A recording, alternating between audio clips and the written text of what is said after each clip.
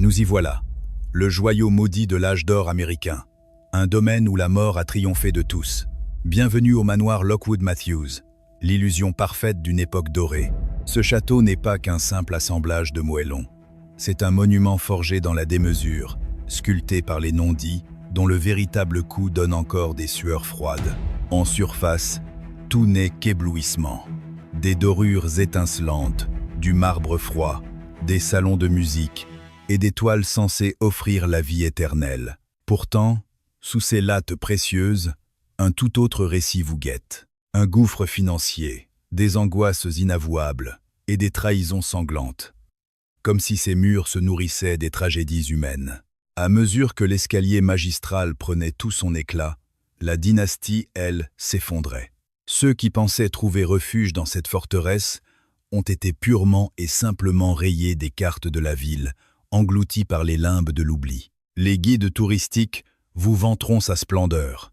Nous allons vous présenter la facture. Qui a dû sacrifier son existence? Qui a dû acheter la paix en se taisant? Derrière ces façades majestueuses se cachent des antichambres scellées, où des patronymes sont murmurés du bout des lèvres sous le regard pesant d'ancêtres peints sur la toile. Comment expliquer qu'une demeure conçue pour conférer l'immortalité à ses maîtres ait fini par devenir leur propre tombeau? Si la pierre a le pouvoir de figer le temps, pourquoi le rêve de Lockwood Matthews s'est-il transformé en une impasse fatale pour ses propres créateurs? Si ces plongées immersives dans les arcanes de la grande bourgeoisie américaine et son architecture vous passionnent, n'hésitez pas à laisser un pouce bleu, à vous abonner et à me suggérer notre prochaine destination dans les commentaires. C'est uniquement grâce à votre fidélité que ces fresques historiques peuvent voir le jour. 1864. Alors que la guerre de sécession met le pays à feu et à sang, un homme installé à Norwalk, dans le Connecticut, prend le pari d'ériger une structure capable de survivre au chaos ambiant. Bien plus qu'un simple foyer, un véritable manifeste de puissance. Le Grand Lockwood avait bâti son empire sur la finance et les chemins de fer. À une époque instable, où les richesses éclosent à l'aube pour s'évaporer au crépuscule. Il avait d'ailleurs su traverser la violente crise financière de 1857 sans sourciller. Les eaux troubles de la spéculation en temps de guerre n'avaient pas réussi à faire sombrer son navire. À 42 ans, en cette année 1864, son capital avait atteint un tel sommet qu'il exigeait une incarnation de pierre. Il lui fallait un argument d'autorité, une preuve tangible qu'il serait impossible d'ignorer. Son dévolu se porta sur une colline d'Elm Park, dominant la route de Boston. 20 hectares de terrain qui imposaient déjà le respect bien avant que la première truelle de ciment ne soit versée. L'objectif n'était pas de faire profil bas. Au contraire, il s'agissait de cracher cette opulence au visage du monde, de la graver dans le granit et de l'étaler à travers des couloirs interminables et des ailes majestueuses.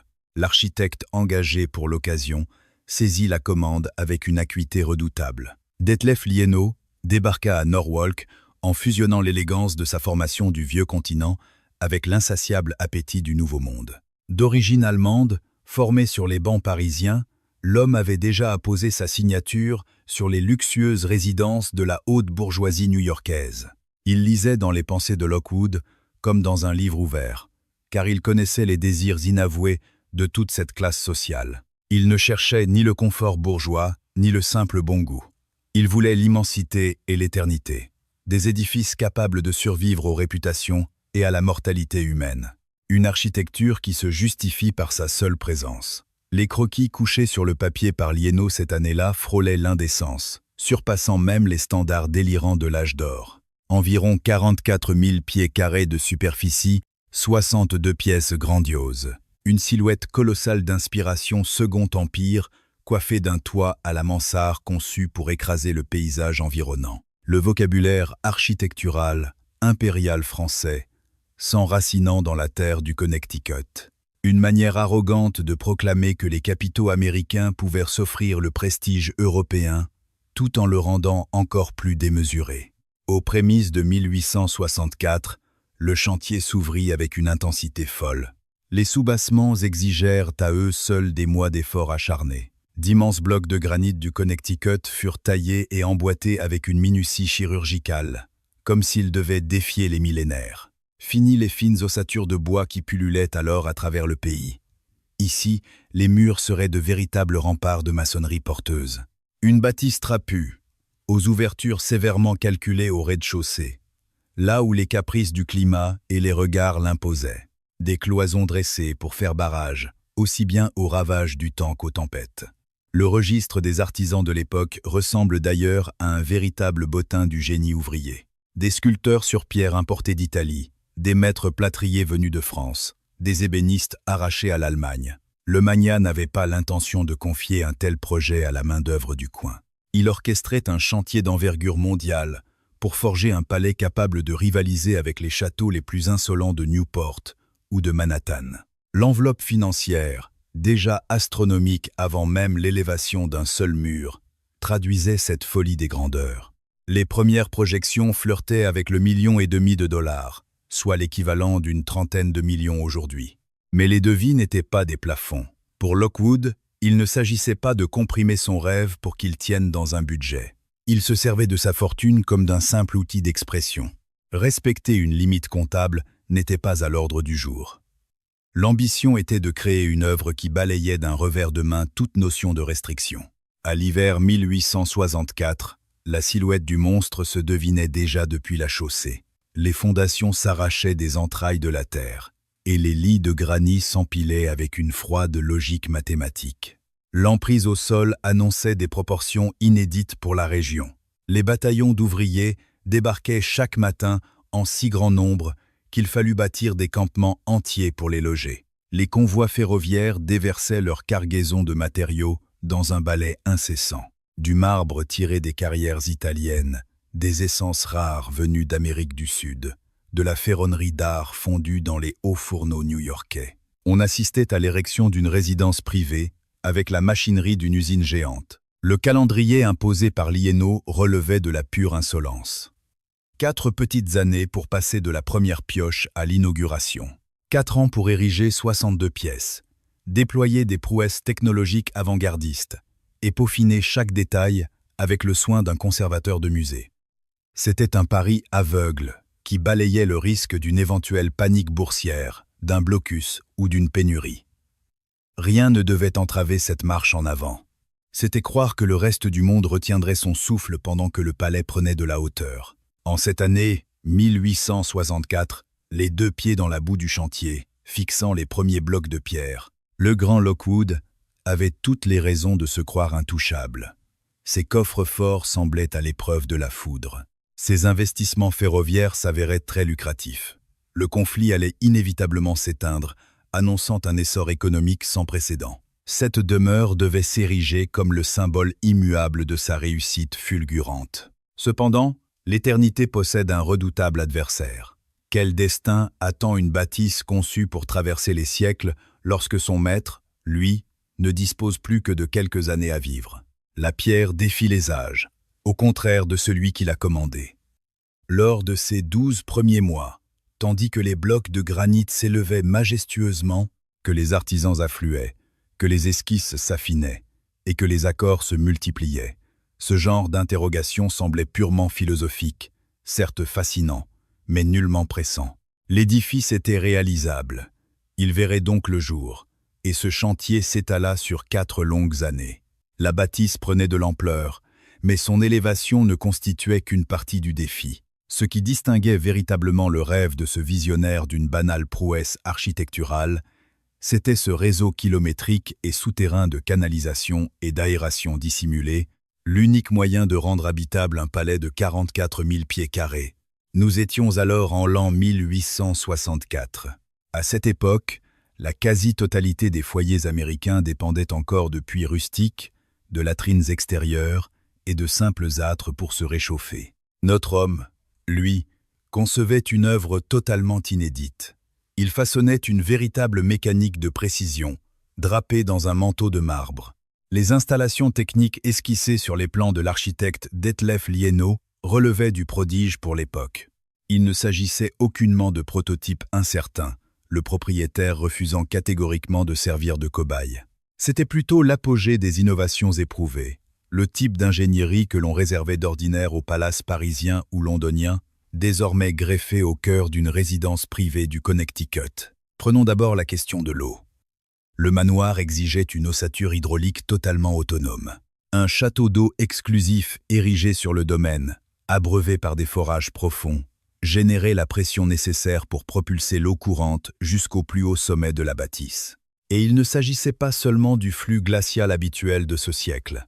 Des flots brûlants et glacés alimentaient directement des salles d'eau conçues sur mesure à chaque niveau. L'envergure du projet donnait le vertige. Selon les évaluations de l'époque, bien que les archives divergent légèrement, entre 30 et 40 pièces bénéficiaient d'un point d'eau. On y trouvait de nombreuses salles de bain complètes, parées de céramiques luxueuses acheminées tout droit de Grande-Bretagne. Même les quartiers des domestiques profitaient d'installations sanitaires dédiées. Un réseau d'une telle envergure que la plupart des grandes agglomérations du pays mettraient une génération entière à l'égaler. L'appareillage thermique se devait d'être à la hauteur d'une telle démesure. Là où les châteaux contemporains se contentaient encore de feux de cheminée ou de poêles à charbon d'appoint, le maître des lieux déploya un vaste maillage de radiateurs à circulation d'eau bouillante. Dans les entrailles de la demeure, une chaudière colossale dévorait le charbon pour irradier sa chaleur à travers des blocs de fonte disposés dans presque tous les espaces nobles. La tuyauterie serpentait furtivement à travers les cloisons et sous les parquets, invisible aux yeux de tous, mais absolument vitale. Le casse-tête technique était monumental. Garantir une température homogène à travers 62 salons et chambres, tout en luttant contre les déperditions causées par des plafonds vertigineux et d'immenses baies vitrées. Le tout en assurant une fiabilité à toute épreuve face aux hivers glaciaux de la région. Pour ce faire, la machinerie fut forgée sur mesure, proportionnée au gigantisme de l'édifice, balayant l'idée d'un modèle de série. Vint ensuite la question de la respiration des murs. L'architecte imagina une toile de conduit sillonnant la charpente, aspirant l'air pur pour recracher les souffles viciés par des évacuations masquées. Des galeries secrètes favorisaient un brassage continu, insufflant la vie jusque dans les pièces les plus profondément enfouies au cœur du bâtiment. On ne parlait pas encore de ventilation mécanique, une invention qui n'apparaîtrait que des décennies plus tard, mais d'une danse thermique naturelle, subtilement orchestrée par l'emplacement stratégique des foyers de chaleur. Le résultat tenait de la magie. Les espaces conservaient une atmosphère saine et légère, même lorsque l'hiver scellait hermétiquement les fenêtres. Les courants d'air glissaient le long de routes tracées sur vélin, bien avant que la truelle ne frôle la première pierre. L'illumination au gaz vint ensuite ajouter une nouvelle strate de sophistication. Le domaine abritait sa propre usine de production, transformant la houille en lumière. Depuis ce cœur industriel, un labyrinthe de conduites nourrissait des centaines de points lumineux, lustres majestueux dans les salons de réception, appliques élégantes dans les couloirs et veilleuses tamisées dans les chambres à coucher. Chaque brûleur exigeait sa propre artère, son robinet d'arrêt de sécurité et une anticipation maniaque des dangers potentiels. La moindre étincelle imprévue étant une menace, l'architecture prévenait les drames au lieu de s'en remettre au hasard. Ce seul réseau gazeux mobilisa un bataillon d'experts tout au long du chantier. Les tuyauteurs déchiffraient des plans d'une complexité inouïe, traquant la moindre fuite aux jointures et équilibrant méticuleusement la pression entre les étages. Une fois l'œuvre achevée, des kilomètres de métal tapissaient silencieusement l'intérieur des murs. Un système vasculaire dont les battements ne charriaient pas du sang, mais des lueurs artificielles. Quant à la transmission des ordres, elle passait par des porte-voix encastrés. Des conduits en laiton reliaient les quartiers nobles aux coulisses des domestiques, permettant aux seigneurs des lieux de dicter leurs requêtes sans même quitter leur fauteuil. Une ingéniosité rudimentaire, certes, mais déployée à une telle échelle qu'elle réclamait une anticipation redoutable lors du gros œuvre. Les archives rescapées de l'époque témoignent d'une minutie frisant la paranoïa. Les factures des fournisseurs détaillent d'innombrables vannes en laiton, chacune gravée de coordonnées cryptiques désignant sa future place. On y découvre des cartographies sanitaires dictant le trajet exact des eaux usées, ou encore des équations thermiques jonglant avec la capacité des pièces et la morsure du froid sur les vitrages. Des carnets d'essais rapportent la puissance des jets à diverses altitudes. L'improvisation n'avait pas sa place ici. c'était l'avènement de l'ingénierie pure. L'investissement pour ces seules artères mécaniques, sans même parler des ornements ou du mobilier, engloutit des centaines de milliers de dollars. Le recours à cette main-d'œuvre hautement qualifiée allongea les délais de plusieurs mois. Pourtant, la récompense fut magistrale. La naissance d'un palais privé possédant l'efficacité d'un palace. Une véritable révolution domestique offrant un confort absolu. Un luxe que la majorité des citoyens de ce pays mettraient encore 50 ans à espérer connaître chez eux. En 1867, les artères de la demeure palpitaient enfin. La mécanique fonctionnait à merveille et le domaine touchait à son achèvement. La tuyauterie résistait, les calorifères diffusaient une chaleur constante et l'éclairage au gaz inondait les espaces. Sous sa majestueuse enveloppe, l'édifice respirait tel un organisme vivant. Il lui fallait désormais un supplément d'âme, un souffle artistique, car la seule perfection technique ne saurait suffire. Aux yeux d'un visionnaire tel que le grand Lockwood, cette ingénierie n'était qu'un simple prélude. Ce qui élevait une bâtisse du rang de prouesse à celui de légende résidait dans les toiles qui en habilleraient les murs. La véritable magie opérait dans ces galeries, figeant des souvenirs impérissables dans l'esprit des convives, bien après que l'éclat du gaz ou la tiédeur des pièces ne se soit dissipée. Ici, l'art transcendait le simple ornement pour devenir un manifeste, une vérité que Lockwood avait assimilée avec une clairvoyance innée. Observateur aguerri de la haute société new-yorkaise, il savait que la culture s'y échangeait comme une devise précieuse et qu'un chef-d'œuvre judicieusement exposé pesait bien plus lourd sur l'échiquier social que la plus vaste des fortunes. Ainsi, à l'aube de cette année 1867, alors que les travaux touchaient à leur fin, il s'attela à garnir cet écrin. Sa quête, dénicher des merveilles capables d'éclipser l'architecture elle-même. Et c'est au cours de cette même année que le joyau de la couronne fit son apparition.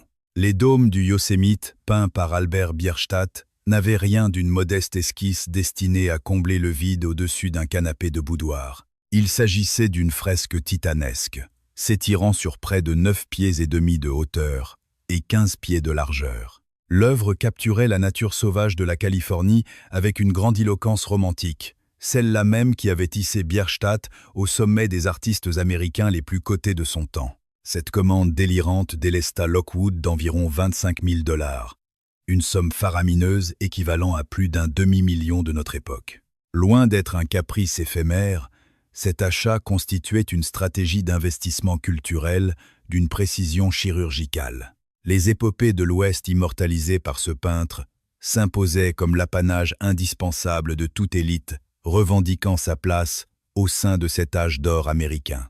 C'était la destinée manifeste tissée sur la toile, la nature érigée en sanctuaire, et l'Ouest sauvage comme témoin irréfutable de l'exceptionnalisme de la nation. Posséder une telle pièce maîtresse clamait au monde votre goût raffiné et l'immensité de vos ressources. Son accrochage exigea même de repenser l'espace environnant. La fameuse rotonde octogonale, conçue par Detlef Lienau avec ses parois colossales, semblait taillée sur mesure pour soutenir le poids d'une telle magnificence. Les dômes du Yosemite trônaient là, où aucun regard ne pouvait s'y soustraire dès le franchissement du seuil. En tant que première confrontation artistique sur le chemin du convive, l'œuvre écrasait l'espace par son envergure vertigineuse.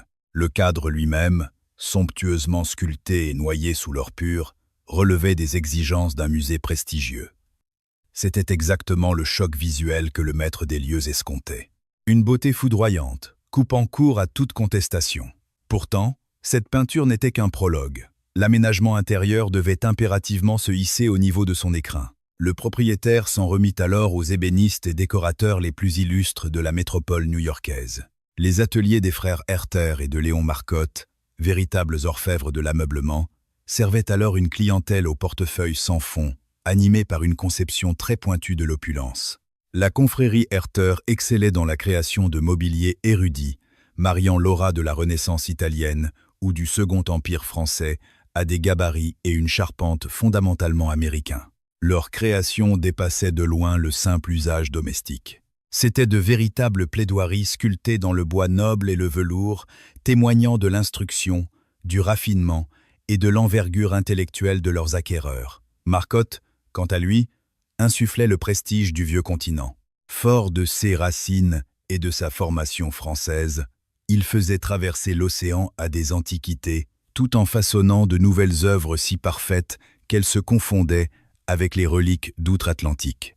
Son génie enveloppa les salons de cette patine indicible, celle qui n'appartient qu'au patrimoine familial, transmis au fil du temps. Il offrait l'illusion merveilleuse d'un trésor amassé de père en fils, camouflant ainsi la frénésie d'acquisition soudaine de son mécène. Les registres d'époque dévoilent d'ailleurs une stratégie d'achat d'une logique implacable, révélant des parures complètes, une symphonie harmonieuse de chaises, de secrétaires, de miroirs et de guéridons. Les espaces de réception se voyaient parés sur mesure, chaque meuble épousant la géométrie des lieux au millimètre près. Dans les chambres, l'agencement répondait en écho aux boiseries et aux chambranles. On ne parlait plus ici de décoration, mais d'une véritable composition symphonique. Le moindre détail était méticuleusement sélectionné pour servir une vision globale et magistrale.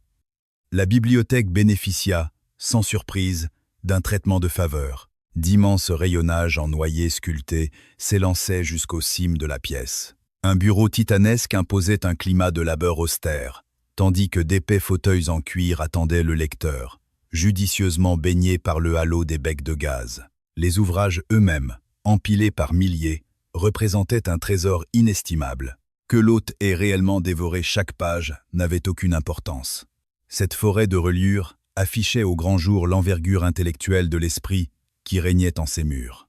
Les étoffes, fraîchement débarquées des filatures européennes, apportaient la touche finale. Le damas de soie sublimait les salons d'apparat. Le velours captait les frimas hivernaux dans ses drapés, tandis que le lin frais accompagnait les douceurs estivales. Au sol, les tapis, tissés sur des métiers colossaux, épousaient l'exacte superficie des pièces. Au mur, des papiers peints au pinceau ou fraîchement importés des manufactures françaises fascinaient l'œil. De la moindre plainte jusqu'aux corniches, aucune surface n'échappait à cette exigence obsessionnelle. Les espaces de réception se métamorphosèrent ainsi en véritables musées. Outre la fresque monumentale, des toiles plus confidentielles parsemaient l'espace. Panoramas, visages figés dans le temps et nature morte, côtoyaient de lourdes statues qui enracinaient le majestueux hall d'entrée. Des bibelots d'exception s'invitaient dans chaque perspective minutieusement étudiée. La frontière entre l'intimité du foyer et l'exposition publique se dissolvait dans un flou savamment orchestré. Quiconque franchissait ces portes devait ressentir le frisson d'investir un temple culturel, et non pas une simple demeure bourgeoise. Aux prémices de 1868, avec la chute des derniers échafaudages, la transmutation était enfin actée. La mécanique froide s'était sublimée en un panthéon de légendes. L'édifice, désormais figé en musée, murmurait à chaque visiteur une vérité immuable.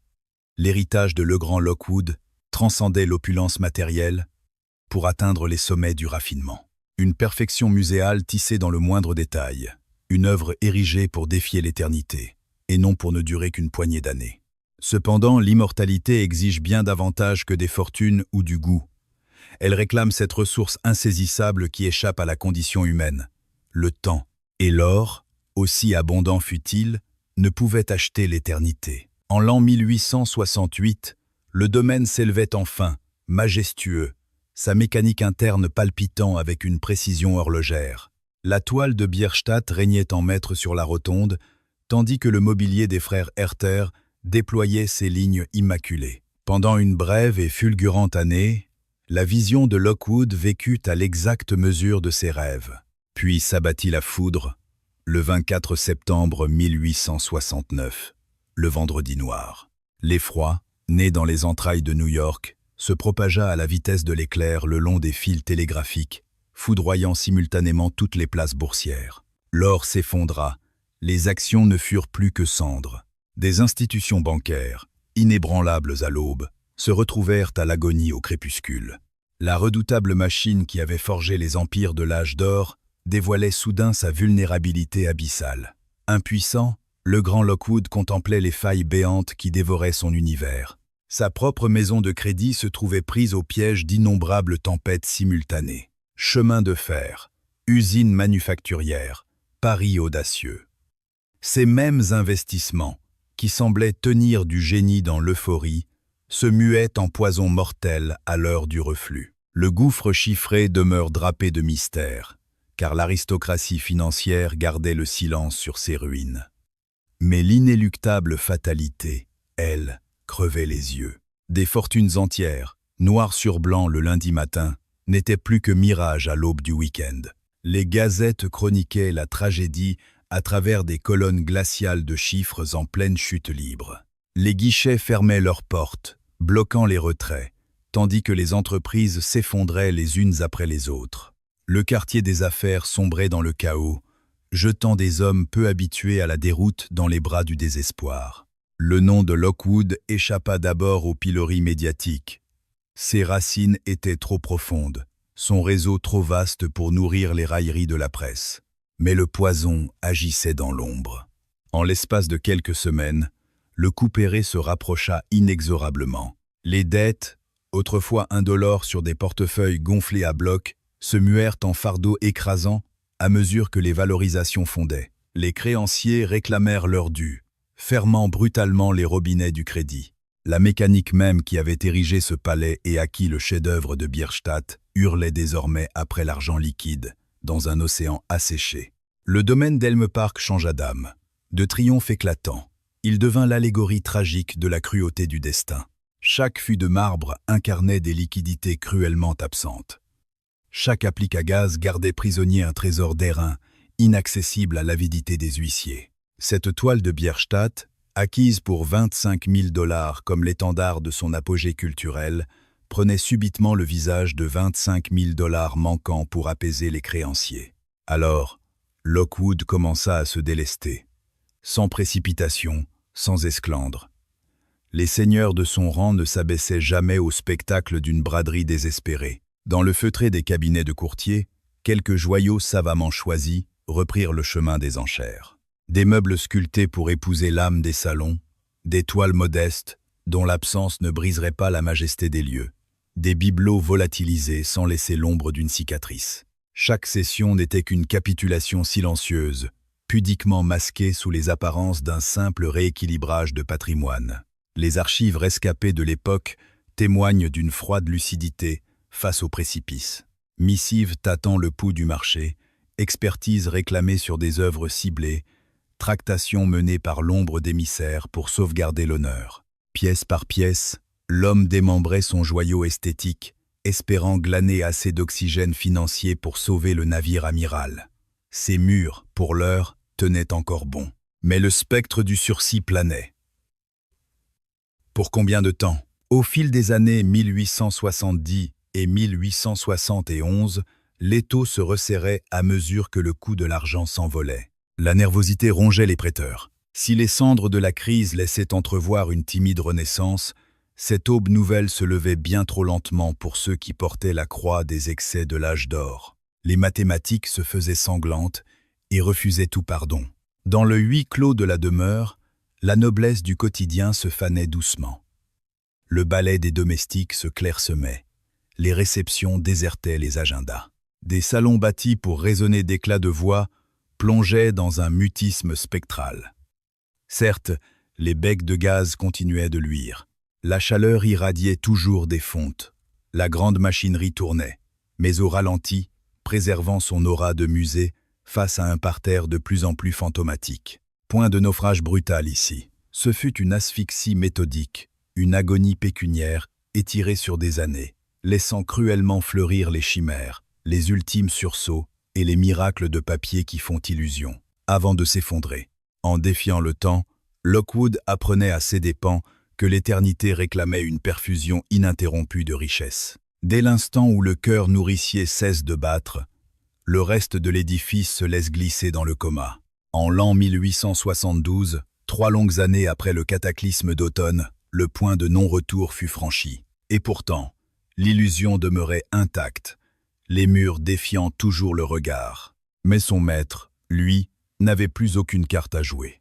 Les trésors s'étaient raréfiés, les créances avaient métastasé, et les mirages de la bourse s'étaient évanouis à jamais. C'est alors qu'au cœur de cette déchéance tournant au ralenti, l'imprévu frappa avec une fulgurance glaciale.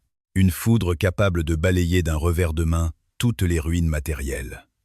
À 49 ans, le Grand Lockwood voyait le sablier se vider d'un coup. Il rendit son dernier souffle. La faucheuse s'était invitée sans fracas, refusant toute mise en scène, interdisant le moindre adieu. L'homme s'éteignit en l'an 1872, 7 courtes années seulement après avoir retourné la première motte de terre de son domaine. 4 ans à peine après avoir franchi ses propres portes, 3 ans après avoir contemplé l'évaporation de son empire. Son existence s'arrêtait net à 49 printemps. L'œuvre titanesque, taillée pour traverser les millénaires, n'aura résonné de ses pas que le temps d'un mandat présidentiel. Dans la presse, les nécrologies se firent chastes, murmurant ses louanges avec retenue.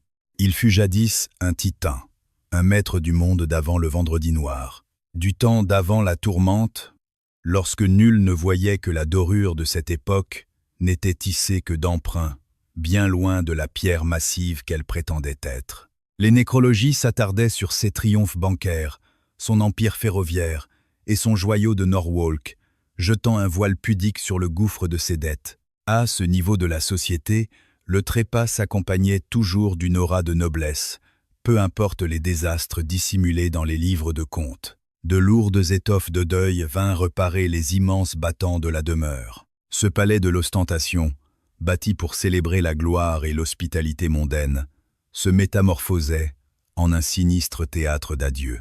Le cortège funèbre traversa la rotonde sous le regard immuable de la toile de Bierstadt, frôlant les boiseries des frères Herter, éclairés par des becs de gaz fidèles et réchauffés par des radiateurs encore brûlants. La mécanique des lieux tournait à la perfection. Seul l'avenir s'était enrayé.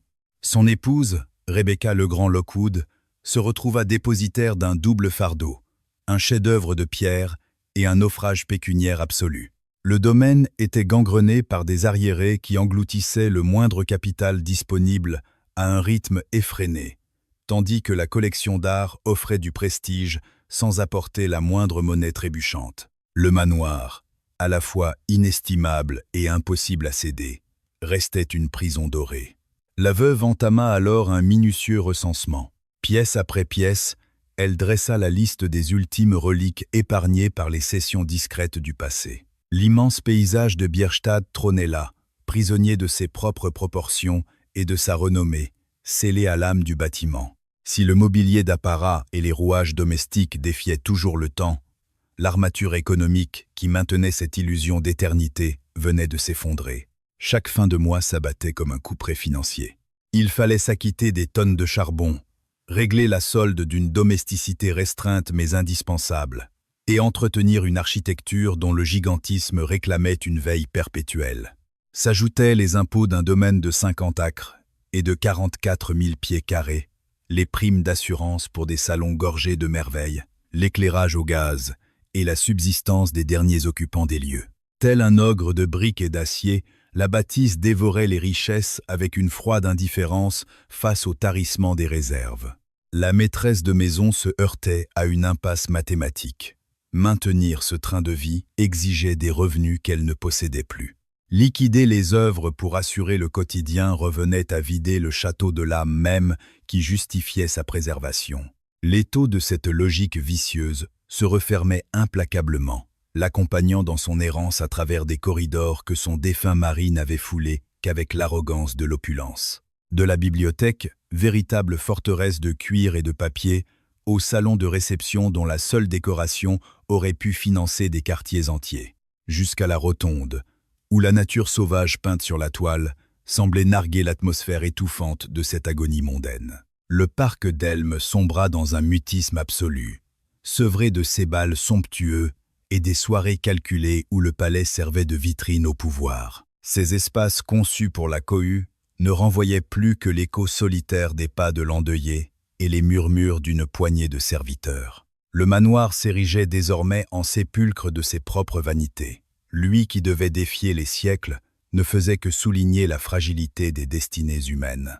Son étalage d'érudition ne masquait plus sa vulnérabilité pécuniaire. Cette œuvre pensée pour l'éternité avait dévoré son concepteur en l'espace de moins d'une décennie. En l'an 10 à 874, 2 années après le trépas du patriarche, la fatalité frappa aux portes du domaine. Aucun artifice comptable ne pouvait plus juguler l'hémorragie, et la patience des usuriers touchait à sa fin. Réduire davantage les frais aurait exigé un abandon pur et simple des lieux.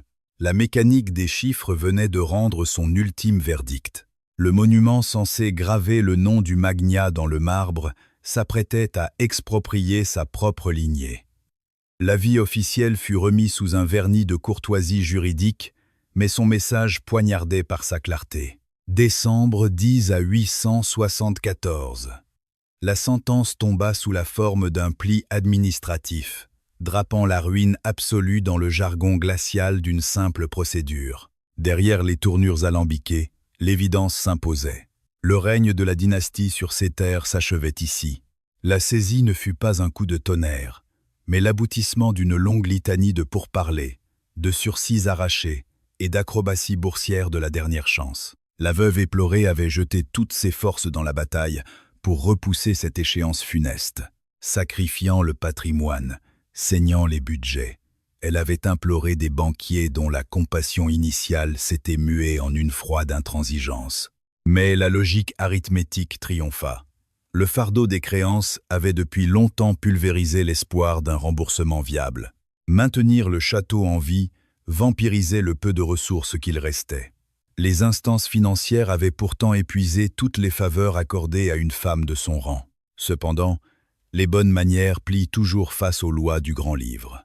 Au petit matin d'une journée glaciale, le représentant de l'ordre se présenta au domaine. La scène fut dépourvue de tout esclandre ou d'animosité. Il n'y avait là qu'une liasse de documents exigeant une paraphe, de simples attestations confirmant la mutation des titres, la cession des droits et la fin juridique d'une ère familiale. La châtelaine apposa son nom. Quelle autre issue s'offrait à elle? S'obstiner n'aurait fait que jeter la maison en pâture au ragot et prolonger le calvaire. Accepter son sort, c'était sauver les lambeaux de son honneur et laisser l'inéluctable s'accomplir en silence. Son sceau fut déposé. Dehors, sur ses 50 acres de terre, le palais restait majestueusement indifférent. Ses façades de granit, sa toiture à la mansard, ses 62 pièces équipées de conduites vocales, de systèmes de chauffe et de luminaires n'avaient pas bougé d'un pouce. La fresque colossale régnait toujours en maître sous la coupole, et l'art des frères Herter sublimait encore les salles de réception. Les rouages domestiques battaient la mesure à la perfection. Mais le titre de propriété, cette notion invisible pourtant plus lourde que la pierre, venait de basculer vers d'autres mains. Un encart laconique se glissa dans les colonnes de la gazette locale. La somptueuse résidence du parc d'Elm serait mise aux enchères pour éponger les dettes. Les acquéreurs potentiels étaient priés de solliciter le mandataire désigné pour toute visite. Les conditions de cession seraient communiquées sur simple requête, un simple entrefilet noyé dans les pages des annonces légales. Le genre de détail imperceptible, à moins d'en traquer spécifiquement la trace. La dette y était inscrite au centime près. Ces chiffres vertigineux racontaient une chute libre depuis l'apogée de 1868. Ils exposaient la cruelle réalité, le prix d'une architecture pensée pour l'éternité, adossée à des revenus insuffisants. Un témoignage brutal de la vitesse à laquelle les fortunes de l'âge d'or pouvaient se volatiliser. Rebecca parcourut la demeure une ultime fois, d'un pas résolu, sans accorder la moindre place à la nostalgie. S'éterniser ne rimerait plus à rien. Elle traversait pourtant ces pièces qui devaient, à l'origine, graver dans le marbre le triomphe absolu de son époux. Des volumes gigantesques qui avaient englouti sa fortune et, sans doute, précipité sa perte. Les salons, désertés par les vivants, n'abritaient plus qu'une mer d'objets. Le mobilier, désormais rattaché au domaine, changerait de mains avec les titres de propriété. La toile de Bierstadt ne quitterait pas sa rotonde. Les ouvrages maintiendraient leur formation stricte sur les rayonnages. Les prochains maîtres des lieux hériteraient bien plus que de simples murs et de tuyauteries. Ils recevraient l'œuvre intégrale façonnée par le grand Lockwood. Absolument tout, sauf l'étincelle originelle. Ce palais avait été érigé comme le sanctuaire d'une ambition singulière, proclamant à la face du monde qu'un individu avait conquis les sommets de cette ère d'opulence. Désormais, l'édifice épouserait de nouvelles vocations. incarnerait d'autres symboles et deviendrait l'emblème de la réussite d'un inconnu. Des pas feutrés glissaient le long de couloirs jadis, conçus pour faire écho à des fastes grandioses. La poignée de domestiques encore sur place s'affairait dans un silence de plomb. L'incertitude rongeait leurs esprits. Il reviendrait au futur maître de choisir qui ferait tourner cette immense mécanique et sous quelles conditions. Dès le mois de janvier 1875, la passation était définitivement actée. Le patronyme Lockwood fut effacé des registres fonciers. De nouveaux noms y furent gravés à l'encre. Le manoir d'Elm Park, quant à lui, continuait de respirer, souverainement indifférent aux artifices juridiques que les hommes inventaient pour se l'approprier. C'est alors qu'un événement extraordinaire se produisit. Les nouveaux acquéreurs refusèrent la démolition. Ils interdirent tout morcellement du domaine. Ils s'abstinrent de piller les salons pour en liquider les richesses. Ils posèrent simplement leurs valises et figèrent le temps, laissant chaque détail strictement intact. Le clan Matthews franchit les portes en 1876. Charles D. Matthews, titan de la finance, possédait les fonds nécessaires pour s'offrir le rêve brisé de Lockwood. L'acquisition en elle-même n'avait rien d'une anomalie. Les magnats de sa caste s'arrachaient régulièrement les joyaux des dynasties ruinées. Le véritable prodige survint une fois les contrats signés. Il ne modifia pour ainsi dire rien. Le chef-d'œuvre de Bierstadt continua d'habiller la rotonde. Les ensembles de mobilier signés Herter Brothers conservèrent leur symétrie maniaque. Les armées de livres restèrent aux gardes, avouent dans la bibliothèque. Les appliques à gaz baignaient de lumière les mêmes salons. Les calorifères diffusaient leur chaleur dans ces espaces, là où n'importe quel autre châtelain aurait gommé le goût de son prédécesseur pour y imposer le sien. Matthews avait saisi l'essence même de son acquisition. Loin d'une vulgaire coquille d'apparat, il s'agissait d'un manifeste artistique d'une cohérence absolue. Amputer l'œuvre de la moindre pièce en aurait brisé l'âme. Si la magie opérait, c'est que chaque objet avait été pensé pour entrer en résonance avec son environnement. Il s'agissait d'une démarche de conservation bien avant que le concept ne soit dans l'air du temps. Cette époque de la fin du siècle idolâtrait pourtant la table rase et le renouveau frénétique. La règle voulait que l'on éventre les intérieurs pour coller aux dernières tendances. Matthews fit barrage. Dès la fin des années 1870, l'esthétique Second Empire esquissée par Liénot prenait déjà la poussière. Le style Queen Anne et le mouvement esthétique dictaient désormais les règles du bon goût. Contre toute attente, l'héritage visuel de Lockwood demeura inviolé. Les registres d'entretien en fournissent la preuve éclatante. On y lit des factures pour des pigments reproduisant fidèlement les teintes originelles, ou encore des restaurations de plâtre privilégiant la sublimation des moulures plutôt que leur remplacement pur et simple. Les garnitures furent retissées avec des étoffes imitant à la perfection la première époque. Les réseaux de gaz furent révisés et, lorsque le danger guettait, mis aux normes avec une discrétion absolue, fuyant les designs tapageurs de l'époque. Une telle dévotion exigeait à la fois des poches profondes et une discipline de fer. Des poches profondes, car l'entretien quotidien de 44 000 pieds carrés de surface représente un véritable gouffre financier. Une discipline de fer, car raser l'existant pour le moderniser aurait été d'une facilité déconcertante, moins ruineux et incontestablement plus en vogue. Matthews avait perçu peu, être d'instinct, que la véritable richesse des lieux résidait dans l'incarnation parfaite d'une époque révolue, un idéal figé pour l'éternité, dans l'ambre de son architecture. Le quotidien au sein du château s'écoulait exactement selon la partition écrite par Lockwood. Les galas mondains rythmaient les ailes d'apparat, l'intimité familiale se protégeait dans les sphères privées, tandis que le cœur mécanique du bâtiment battait en sourdine. À une exception près, la sérénité des finances. Matthews possédait l'arsenal monétaire nécessaire pour chérir ce chef-d'œuvre, libéré de l'asphyxie financière qui avait fini par broyer son concepteur. Les tirages photographiques de l'ère Matthews révèlent un immobilisme troublant. Les fauteuils trônent au millimètre près, là où les premiers clichés les avaient capturés. L'étoile habilla les mêmes pans de murs, jusqu'aux bibelots des cheminées et au centre de table, qui semblent pétrifiés par le temps. Ce n'était nullement un sanctuaire sous cloche, mais un foyer bouillonnant de vie. Et pourtant, La vénération du tracé originel frisait le fanatisme muséal. La famille s'autorisa bien quelques greffes mineures, des ajustements d'orfèvre et des mises à niveau technique au gré de l'évolution industrielle. De discrètes rénovations dans les quartiers de la domesticité, des compromis pratiques qui n'égratignèrent jamais l'aura sacrée des grands salons. Ils partageaient les lieux avec le spectre de Lockwood, sans pour autant le laisser régenter leur existence. La facture annuelle demeurait colossale, le balai incessant du charbon pour gaver la chaudière, les gages d'une armée de serviteurs, certes moins dense que sous le règne précédent, mais toujours impressionnante. Et l'entretien de routine, un euphémisme lorsque la routine implique de lustrer 62 pièces, sans oublier le fisc, qui lorgnait avec appétit sur ses hectares, devenu le nouvel Eldorado immobilier de Norwalk. Mais la forteresse financière de Matthews demeura inébranlable, aucune vente précipitée par l'angoisse. L'ombre des huissiers et le spectre d'une saisie brutale s'étaient enfin dissipés. Contrairement à leurs prédécesseurs, les nouveaux maîtres des lieux disposaient du nerf de la guerre, des ressources pérennes, parfaitement calibrées, pour étancher la soif financière d'un tel édifice. Le domaine accomplissait enfin sa véritable destinée.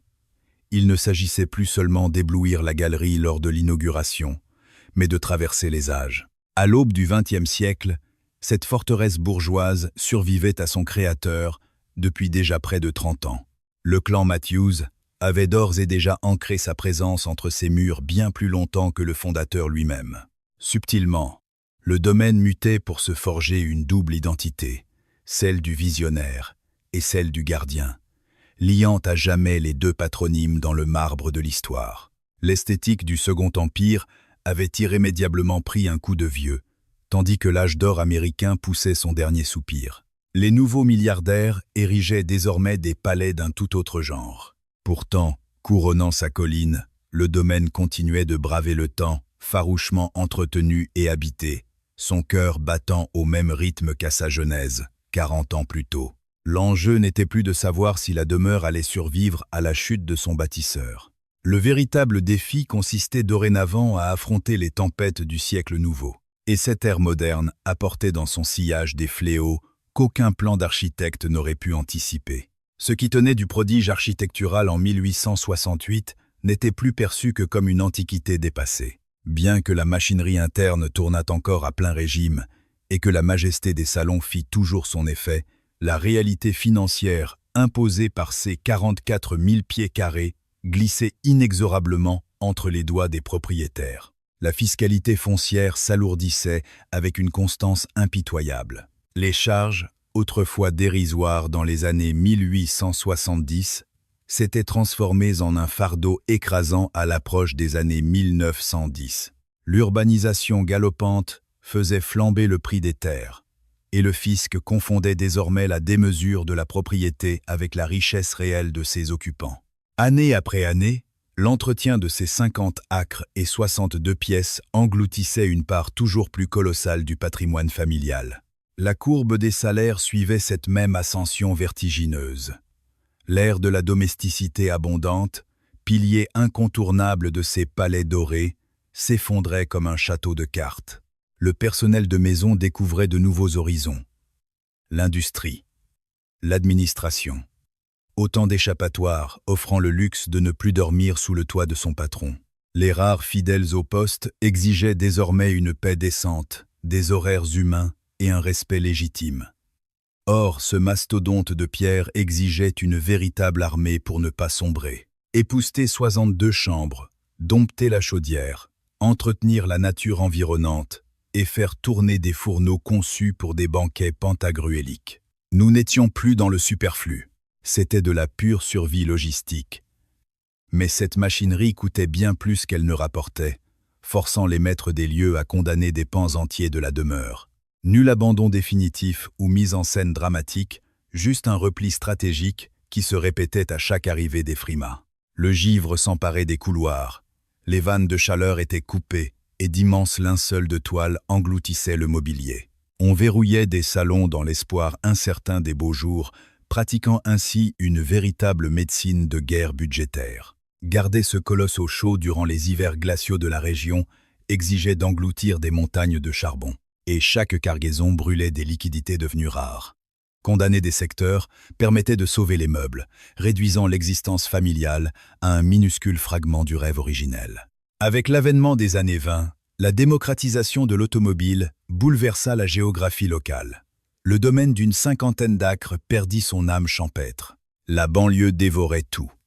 Sur la route menant à la métropole, le fracas des moteurs remplaçait le trot des chevaux, et les vastes prairies autrefois si poétiques ne représentaient plus qu'une juteuse opportunité immobilière. Autour d'eux, les voisins cédaient à la tentation. Les grands domaines se morcelaient, et l'asphalte rongeait peu à peu les anciennes parcelles. Bientôt, ce sanctuaire de verdure fit figure de dernier bastion vierge au sein d'un maillage urbain toujours plus dense. Le harcèlement des promoteurs, frappant inlassablement à la porte, se fit étouffant. Sur le papier, le découpage des terres promettait des profits astronomiques, bien au-delà de la valeur historique des lieux. Les propriétaires auraient pu ramasser le pactole et fuir vers une vie plus pragmatique. La raison l'exigeait, et la bourgeoisie environnante avait d'ailleurs sauté le pas. Pourtant, les héritiers s'obstinèrent. L'attachement viscéral y était pour beaucoup, certes, mais céder ces terres sonnait avant tout comme une capitulation déshonorante. Ce monument avait triomphé de la faillite de son père fondateur, supporté l'épreuve de la revente et traversé les caprices d'un siècle de mode éphémère. Livrer un tel héritage aux pelleteuses aurait anéanti cette résilience en l'espace de quelques heures. Pendant ce temps, l'effectif des domestiques fondait comme neige au soleil à chaque nouvelle année. Les licenciements s'enchaînaient, les tâches se cumulaient sur les épaules des survivants, et la poussière reprenait ses droits dans les galeries désertées. À l'aube des années 30, la fourmilière qui grouillait jadis de dizaines de serviteurs n'était plus tenue que par une poignée de fidèles, et la Grande Dépression ne fit qu'accélérer cette chute aux enfers. Les rentes considérées comme inébranlables partirent en fumée, contrairement aux factures d'entretien qui, elles, restèrent bien réelles. De nouveaux secteurs furent donc plongés dans l'obscurité. La chaleur désertait de nouvelles pièces, tandis que les draps recouvraient toujours plus de boiseries précieuses. La symphonie architecturale pensée jadis comme une mécanique de précision ne tournait plus qu'au ralenti, de manière complètement disloquée. Tel un organisme affamé, la bâtisse se mettait à dévorer ses propres extrémités pour survivre. Les travaux de rénovation relevaient désormais d'un choix draconien. On ne colmatait plus que l'urgence vitale, la toiture. Car la moindre infiltration signerait l'arrêt de mort de l'édifice et le système de chauffage, puisque le gel ne tolère aucun compromis. Le superflu fut abandonné à son triste sort. L'éclat des façades se voila, les tapisseries se détachèrent lentement de leurs murs, et l'or des moulures se para d'un voile terne. Les finitions dignes du Louvre portaient désormais les stigmates de la misère. Arrivé aux années 50, la crise atteignit son paroxysme. Si le nom de la famille figurait encore sur l'acte de propriété, ce titre de gloire s'était métamorphosé en un boulet financier. Le manoir hurlait son besoin de capitaux que les héritiers ne possédaient plus, pendant que les hectares environnants faisaient saliver des investisseurs constamment éconduits. Le dilemme prenait des airs d'exécution. Sacrifier le patrimoine de Pierre ou ruiner la dynastie. C'est dans cette impasse que les technocrates de l'urbanisme firent leur apparition, armés de plans et de promesses. Leur remède miracle consistait ni plus ni moins à rayer le fardeau de la carte pour soulager ses propriétaires. Seule la terre nue les obnubilait. Leur rêve de grandeur et de béton n'exigeait qu'un seul sacrifice, la destruction pure et simple de l'édifice. Les années 60 allaient donc engendrer un péril d'une toute autre nature, bien plus frontal que la lente agonie pécuniaire. Ce manque de fonds, il l'avait pourtant apprivoisé pendant des décennies, maîtrisant l'art du délabrement contrôlé, à coups d'ailes condamnées et de réparation repoussée aux calendes grecques. Le péril était imminent, une voracité municipale implacable, brandissant l'arme redoutable de l'expropriation pour cause d'utilité publique. Les stratèges de la ville de Norwalk nourrissaient de vastes desseins pour le domaine d'Elm Park. Cet illustre manoir trônait sur des terres d'exception, un emplacement stratégique dont la valeur marchande s'envolait au fil des ans. 50 acres de promesses foncières, des immeubles de bureaux, des zones de stationnement, des infrastructures civiques, en somme, n'importe quel projet jugé plus rentable qu'une demeure privée en plein déclin. Contrairement à la famille Matthews, l'administration locale disposait d'un arsenal juridique redoutable, le pouvoir absolu de confisquer des biens privés au nom de l'intérêt général.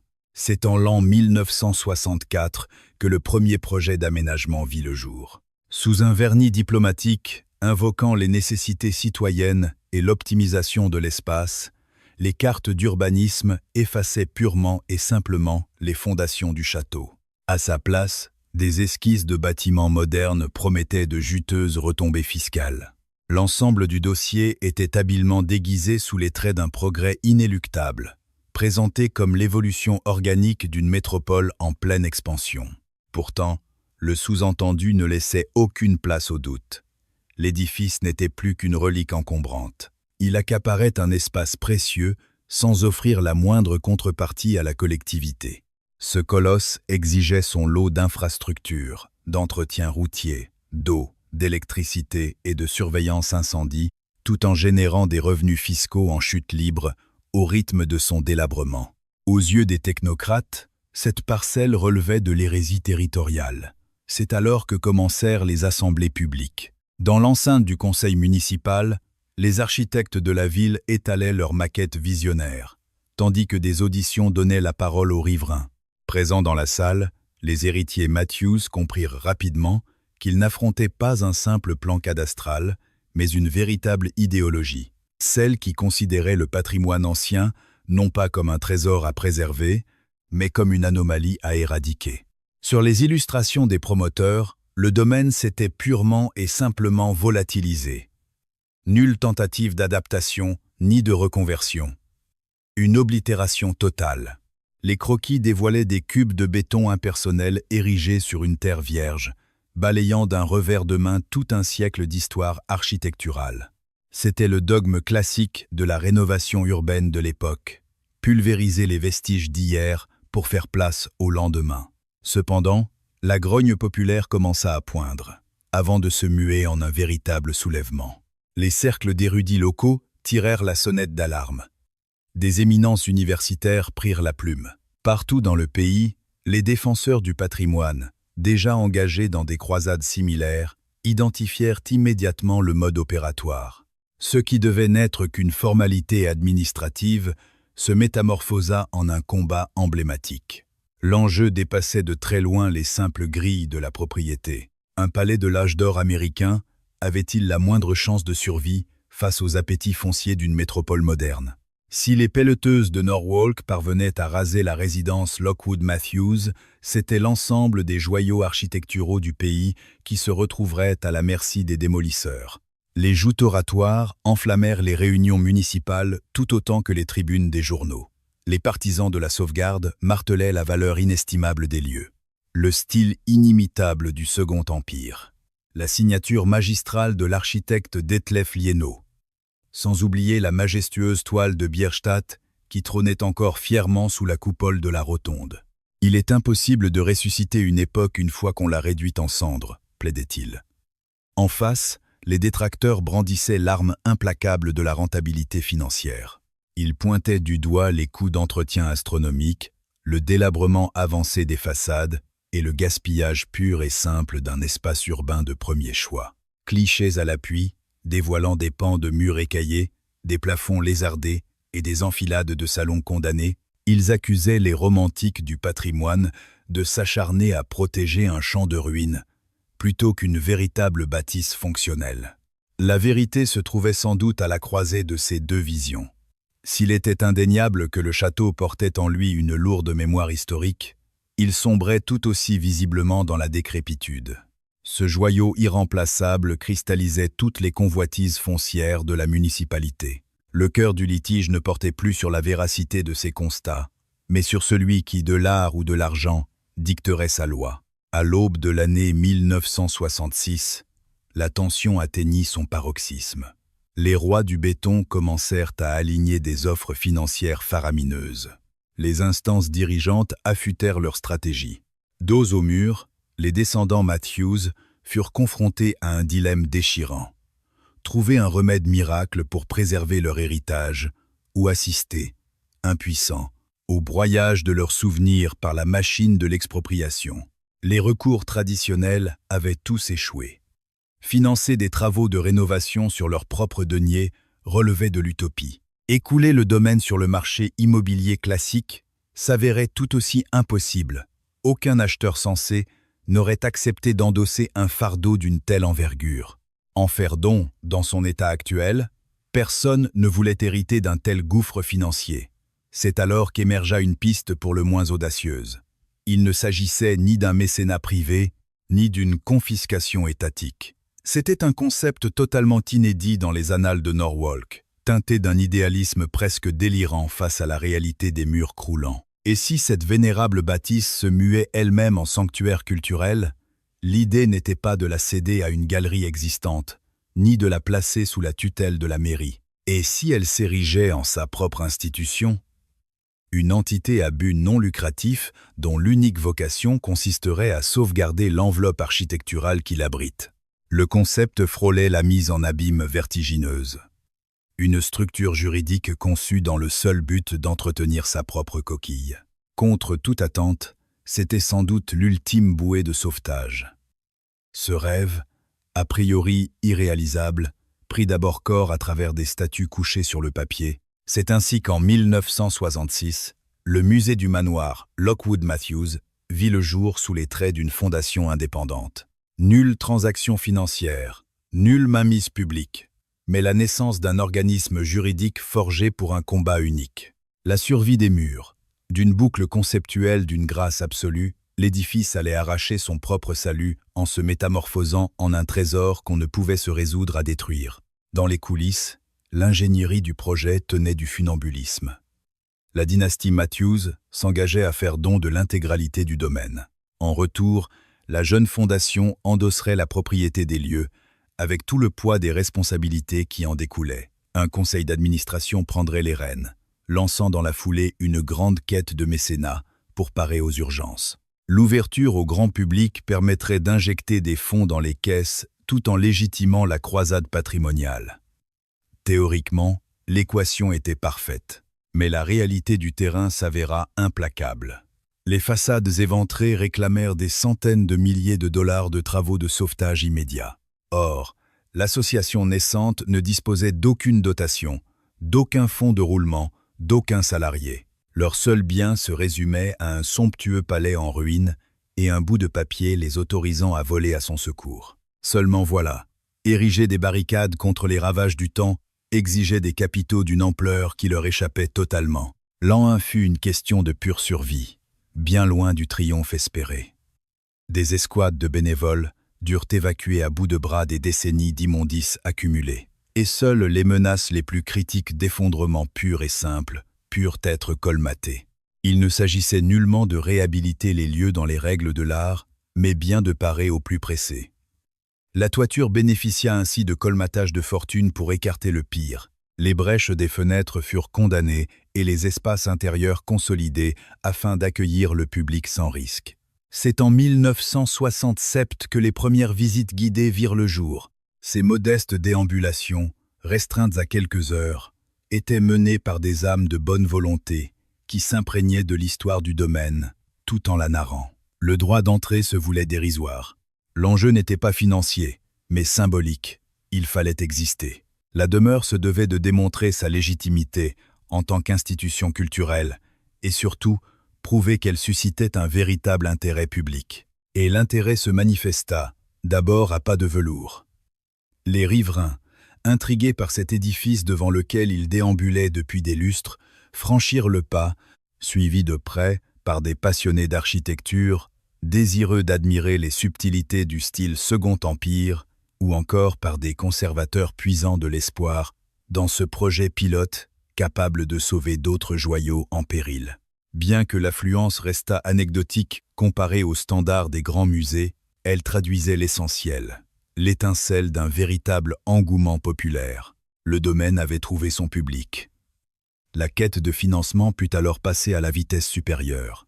Sollicitation des commerces de proximité, subvention de mécènes, mobilisation citoyenne pour la sauvegarde du patrimoine. Les montants récoltés demeuraient pourtant de simples gouttes d'eau face à l'océan des nécessités. On glanait des milliers de dollars quand il en aurait fallu des centaines de milliers.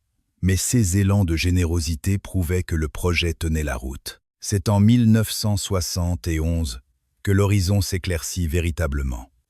Le manoir Lockwood Matthews fut élevé au rang prestigieux de site historique national. Loin d'une banale inscription au registre des monuments, cette distinction le hissait parmi les joyaux architecturaux les plus précieux et emblématiques du pays. Ce titre de noblesse ne s'accompagnait d'aucune dotation financière.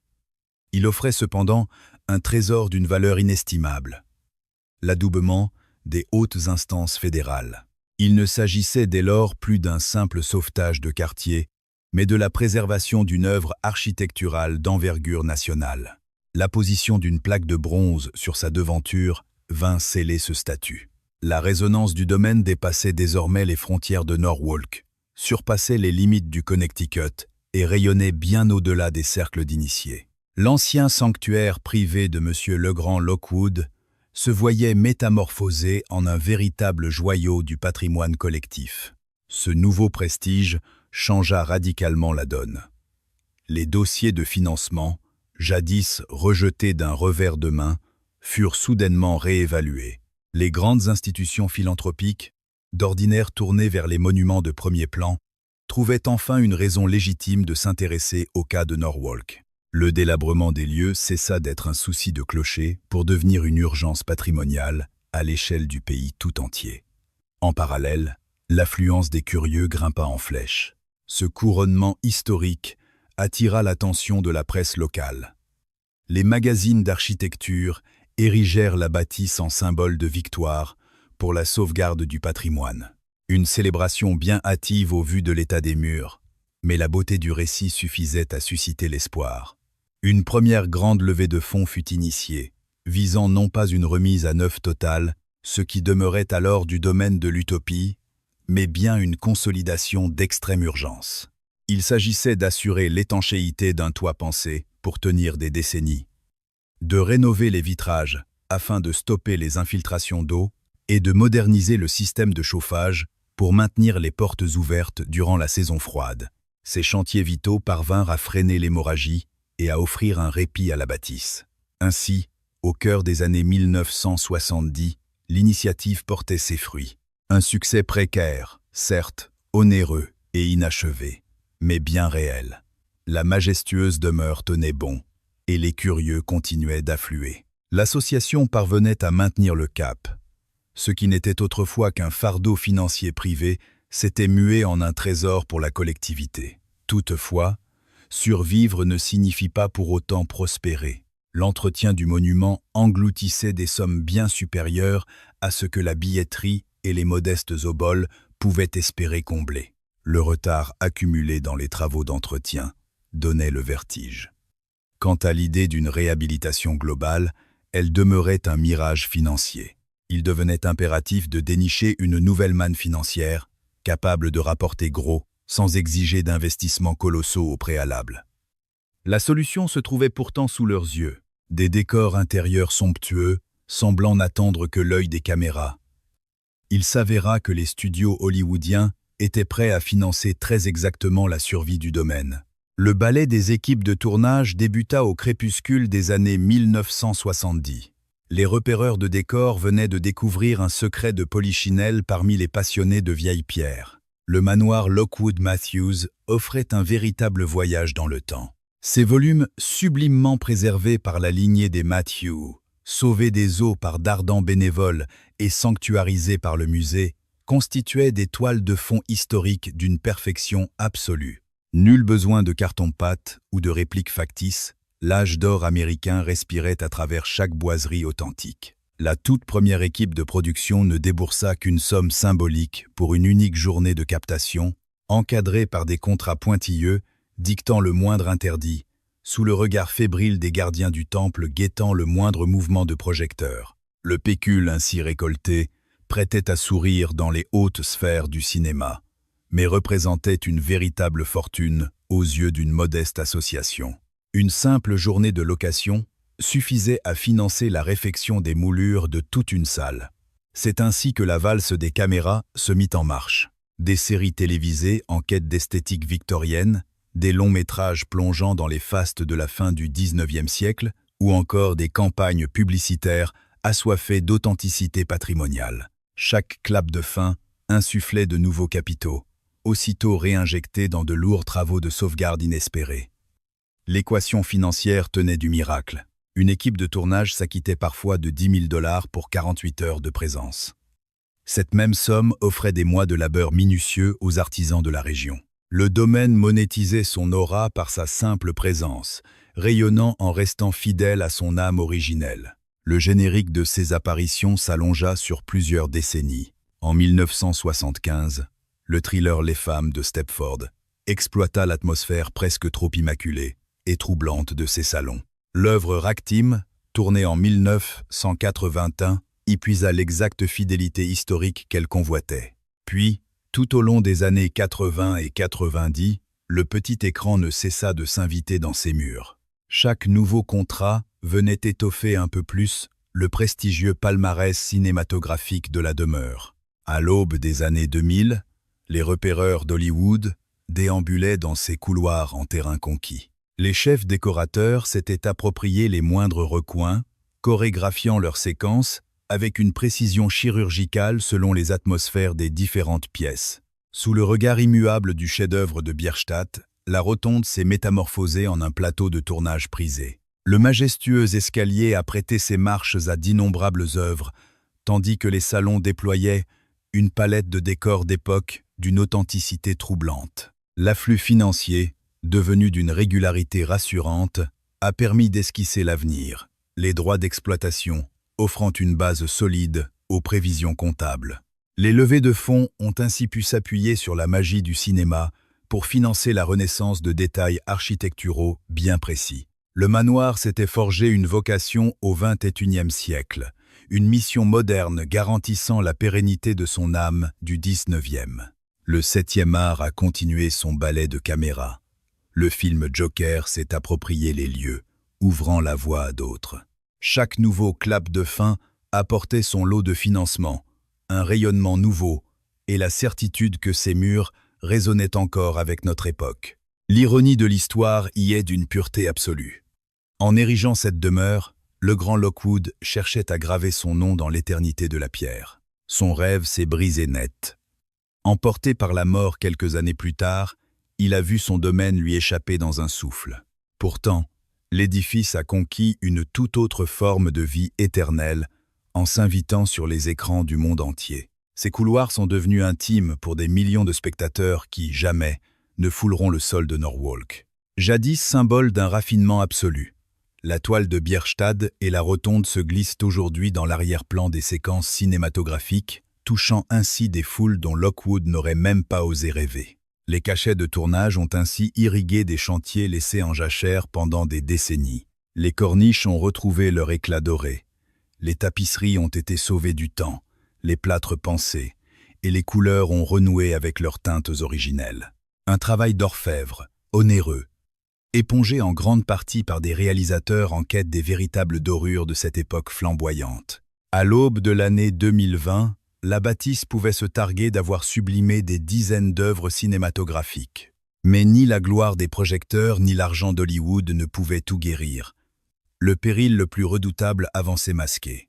Les entrailles qui donnaient vie à la demeure agonisaient après 150 ans de bons et loyaux services. La plomberie, les réseaux de chaleur et l'électricité criaient l'urgence d'une refonte totale.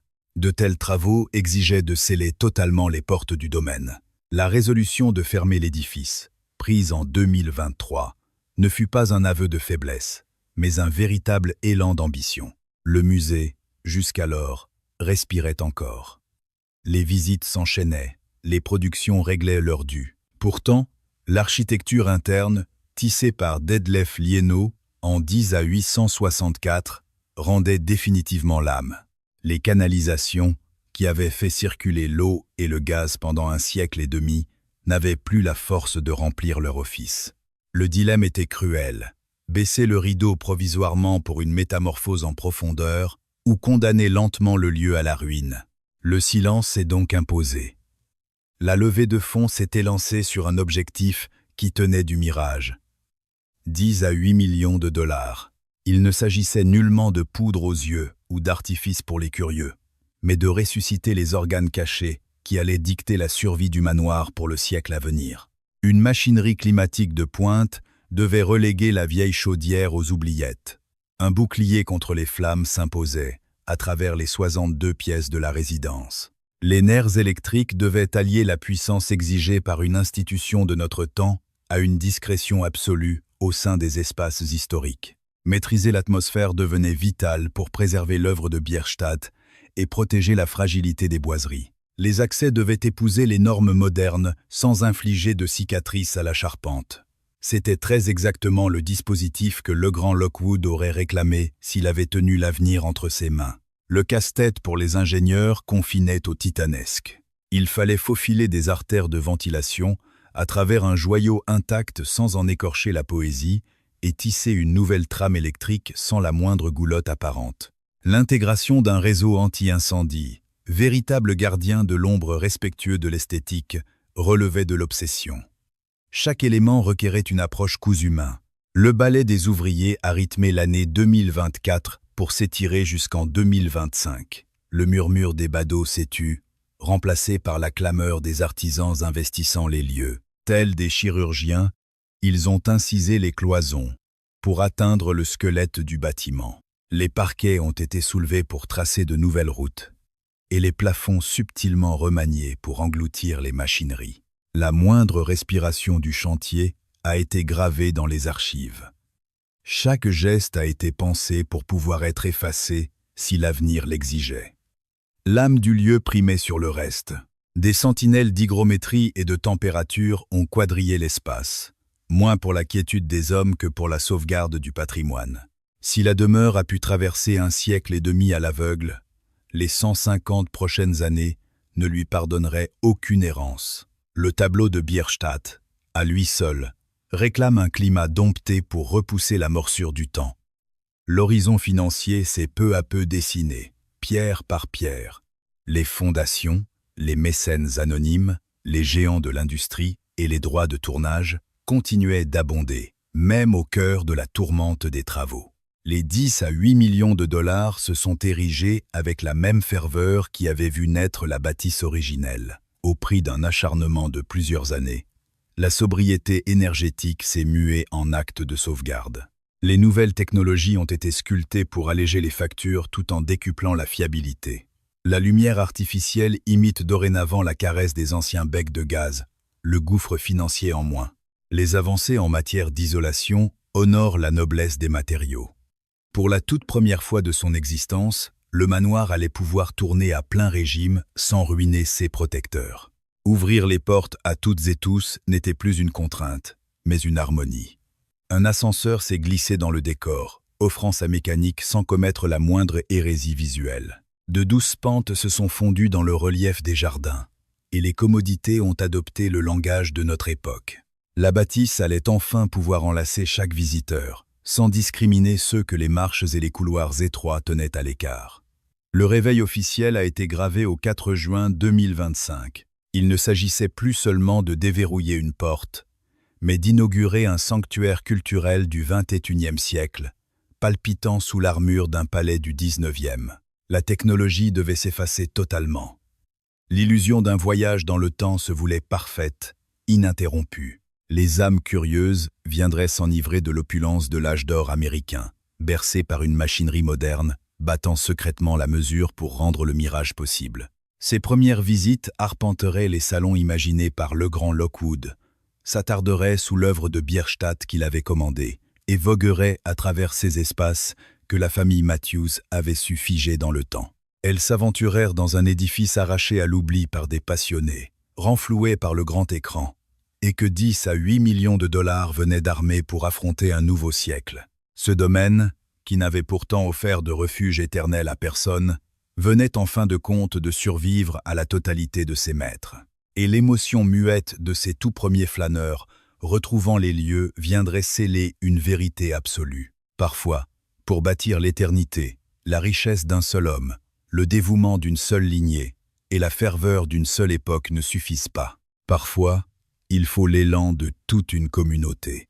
porté par la certitude que certains héritages ont bien trop d'importance pour